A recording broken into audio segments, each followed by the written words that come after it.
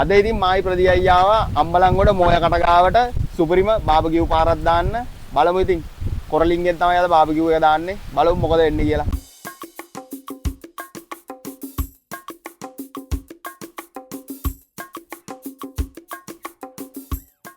මේ තින්නේ ඉතින් අපි අද බාබකියු එකට ගන්න මාළු ටික ජපන් කොරලි ටිකක් තමයි අද තින්නේ බලමු ඉතින් මේ මාළුගෙන් තමයි ඉතින් අද සුපිරිම බාබකියු පාරක් දාන්නේ. අපි ඉතින් දැන් වැඩේ පටන් ගන්න යන්නේ. මුලින්ම ඉතින් ඉඟුරුයි, සුදු ලුණුයි, රම්පේ කරපිංච ටික දාගෙන අපි ලුණු ටිකක් දා ගන්නවා. දැන් දා ගන්නවා අපි ගම්මිරිස් ටික. අපි දැන් දා ගන්නවා මිරිස් කුඩු ටික. දැන් ඉතින් අපි අවශ්‍ය කරන දේවල් ටික මේකට දාගෙන ඔය පෙන්නපු දේවල් ටික දාගෙන මේක හොඳට කොටා ගන්න ඕනේ.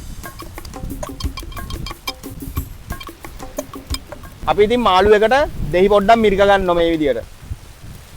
අපි ඉතින් මේ විදියට මාළු ටික හොඳට අතගා ගන්න ඕනේ. අපි හදපු පේස්ට් එක දාලා හොඳට සීසන් කරලා ටික වෙලාවක් තියන්න පුළුවන් නම් තමයි හොඳ. අපි ඉතින් දැන් අපේ මාළු ටික ওই විදියට තියා ගන්නවා.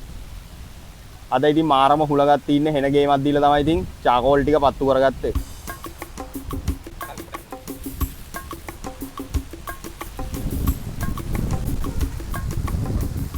අද ඉතින් මේ චාකෝල් එක පත්තු කරගන්න මාරම කට්ටක් කෑවා. ඕගොල්ලන්ට පේනවනේ මාර හුලගත් තින්නේ.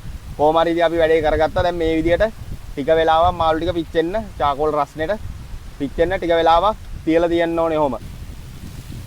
පේනවනේ දැන් නම් ඉතින් හොඳටම රෝස් වෙලා තින්නේ. අපි අනිත් පැත්ත දාගත්තා. දැන් නම් ඉතින් මාරම සුවදක් තමයි එන්නේ. ප්‍රගිත්තයි ඉතින් සුපිරියටම හැදුවා. බලමු තා පොඩි වෙලාවකින් අපිට රස බලන්න පුළුවන්. මේ තින්නේ ඉතින් අපි හදාගත්ත අපේ බාබකියු මාළු ටික. අපි දැන් මේකේ රස බලමු කොහොමද කියලා. දෙහි පොඩ්ඩක් දාලා බලමු රස කොහොමද කියලා.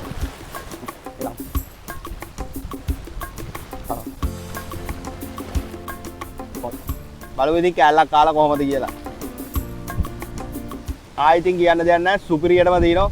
දෙහි ටික උඩින් වැටෙනම සුපිරි ඉතින්. එහෙනම් ඉතින් ආයෙත් දවසක මේ වගේ සුපිරි වීඩියෝ එකකින් හමු වෙමු. ජය වේවා.